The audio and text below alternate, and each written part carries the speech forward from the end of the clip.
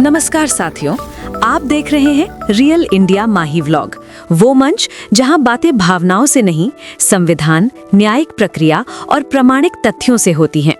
साथियों, आज की ये जानकारी हर उस शिक्षक के लिए बेहद महत्वपूर्ण है जो टेट से जुड़े सुप्रीम कोर्ट के फैसले से प्रत्यक्ष या अप्रत्यक्ष रूप से प्रभावित है। इसलिए इस वीडियो को अंत तक ध्यान से सुनिए, क्योंकि मामला अब एक निर्णायक कानूनी चरण में प्रवेश कर चुका है। सबसे पहले स्थिति को स्पष्ट रूप से समझ लेते हैं। जिस पुनर्विचार याचिका रिव्यू पिटीशन की चर्चा पिछले कई महीनों से हो रही थी, वो अब पूरी तरह तैयार है। सुप्रीम कोर्ट रजिस्ट्री द्वारा पहले जो भी डिफेक्ट्स या तकनीकी कमियां बताई गई थी, उन्हें विधिवत रूप से दूर कर दिया गया है। अब ये मामला सिर्फ फाइलों तक सीमित नहीं है, बल्कि सुप्रीम कोर्ट की सुनवाई की दहलीज पर खड़ा है।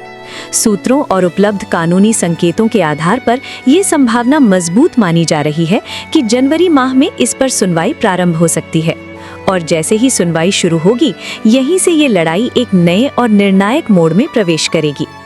अब साथियों, इस पूरे घटनाक्रम में सबसे बड़ा और स्वाभाविक सवाल उठता है, पुनर्विचार याचिका की पैरवी आखिर कर कौन रहा है? क्योंकि सुप्रीम कोर्ट में केवल भावनाओं या नारों से बात नहीं रखी जाती, वहाँ बात होती है संविधान के अनुच्छेदों की, पूर्व न्यायिक निर्णयों यानी जजमेंट्स की और बेहद सटीक कानूनी तर्कों की। यही कारण है कि इस स्तर पर किसी सामान्य वकील की नहीं, बल्कि एक अनुभवी सीनियर एडवोकेट की आवश्यकता होती है। इसी कड़ी में साथियों, जो नाम सामने आया है वो है अभिषेक मनु सिंघवी। ये नाम अपने आप में एक प्रोफाइल है। सुप्रीम कोर्ट में दशकों का अनुभव, संवैधानिक मामलों पर गहरी पकड़ और देश के कई बड़े एवं ऐतिहासिक मामलों में प्रभावी पैरवी, इन सब ने उन्हें शीर्ष संवैधानिक अधिवक्ताओं की श्रेणी में स्थापित किया है। महत्वपूर्ण बात यह है कि टेट से प्रभावित शिक्षकों की ओर से दाखिल पुनर्विचार याचिका में उनकी भूमिका तय की गई है। यानी अब मामला ऐसे हाथों में है जो सुप्रीम कोर्ट की कार्यप्रणाली, उसकी बारीकियों और न्यायिक सोच को भली भांति समझते हैं। अब एक और बेहद जरूरी तथ्य समझिए साथियों, ये लड़ाई एक तरफा नहीं है।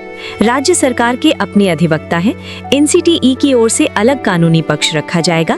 केंद्र सरकार ने फिलहाल कोई स्वतंत्र पुनर्विचार याचिका दाखिल नहीं की है, लेकिन वो पक्षकार के रूप में अदालत में मौजूद रहेगी।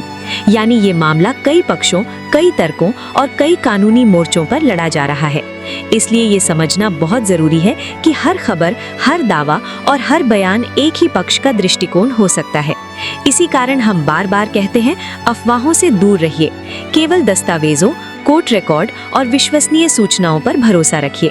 साथियों, अब ये सिर्फ इंतजार का समय नहीं है, ये सजग रहने, एकजुट रहने और संवैधानिक प्रक्रिया पर विश्वास बनाए रखने का समय है। आपकी जागरूकता, आपकी भागीदारी और आपका धैर्य, यही इस पूरे आंदोलन की असली ताकत है। इसी तरह की सटीक, प्रामाणिक और जमीन से जुड़ी जानकारी के लिए जुड़े रहिए रियल इंडिया माही व्लॉग के साथ। धन्यवाद साथियों।